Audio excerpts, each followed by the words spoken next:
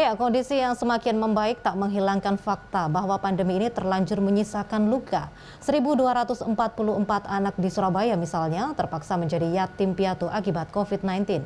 Di antara anak-anak itu banyak yang kini harus bertahan hidup sendiri.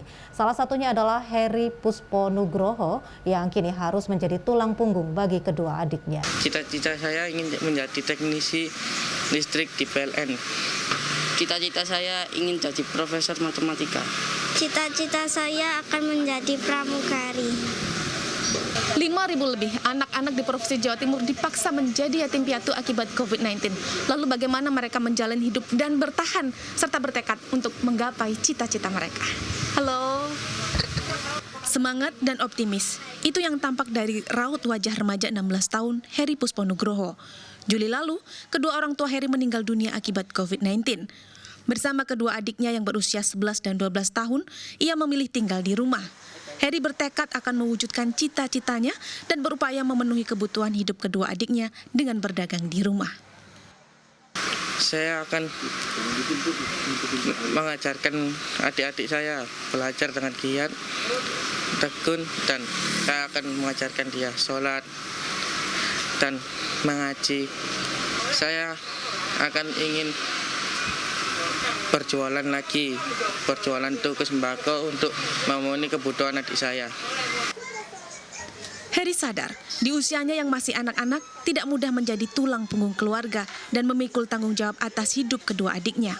Namun, pesan dari kedua orang tuanya membuat Heri yakin ia dan kedua adiknya mampu bertahan.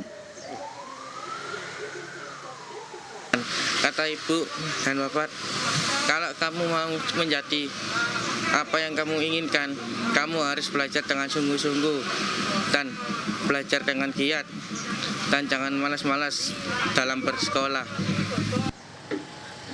Heri bersyukur tetangga dan perangkat desa serta pemerintah memperhatikan kebutuhan hidup mereka saat ini. Namun Heri tahu ia tak selamanya bisa berpangku tangan. Harapan besar Heri, ia dan kedua adiknya dapat menyelesaikan pendidikan hingga mewujudkan cita-cita mereka. Menjadi teknisi listrik PLN, menjadi profesor matematika, dan pramugari. Sementara Dinas Sosial Kota Surabaya mengirimkan kebutuhan makan harian dan memberikan fasilitas pendampingan psikologi sebagai orang tua asuh. Kampung anak negeri disiapkan bagi semua anak yatim korban COVID-19 yang tidak memiliki pendamping saat berada di rumah.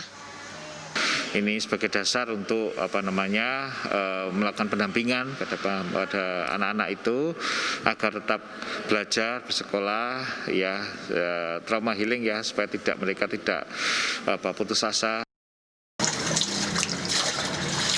Tekad dan semangat Heri Pusponugroho, Sigit Budianto, dan Aulia Maresa menjadi booster bagi ribuan anak di Jatim yang dipaksa menjadi yatim piatu akibat COVID-19. Eka Rima, Ganjar Wicaksono, Surabaya, Jawa Timur.